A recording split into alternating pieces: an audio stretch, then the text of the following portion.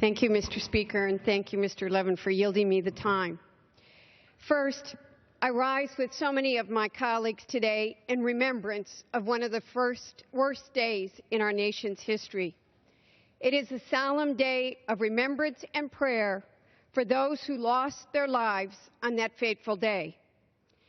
As Americans, we must be united as a nation in fighting terrorism, which we know remains a threat every single day in this country.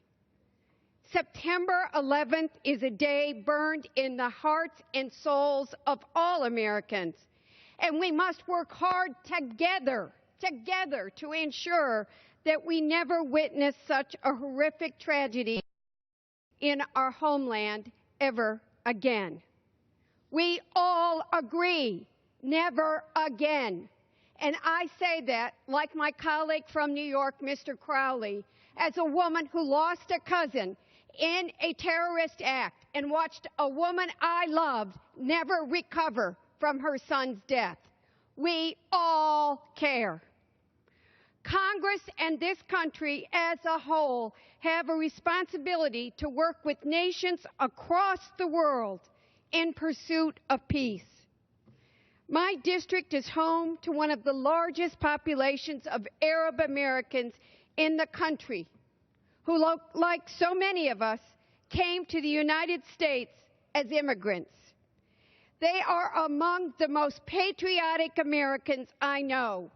They are proud to be Americans and have made numerous contributions to this great nation. And today, I ask you to also remember this.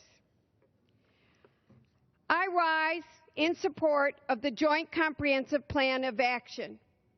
Like so many, it was not an easy decision, and it was made with the utmost respect for my colleagues and friends on both sides of the aisle. This process has shown me that no matter what decision one reaches on this issue, almost everyone shares the same concerns. And they've been named and reviewed many times, so I'm not going to go over them. But what I do want to say is, and we've said many times, it's not based on trust. It's based on verification. And that's the last point I want to address today.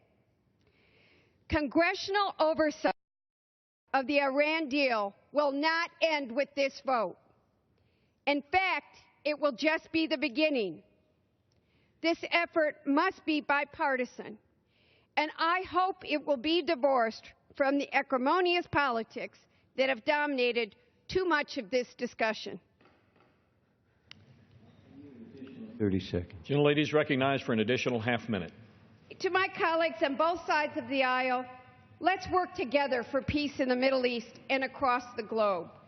Senseless politics and inflammatory rhetoric only complicates an already difficult decision. September 11th should be a day that we use to remind us of what binds us together, the values we share, the love of America that every one of us in this institution has, and let's work together to protect this nation we so dearly love. Thank you, Mr. Speaker.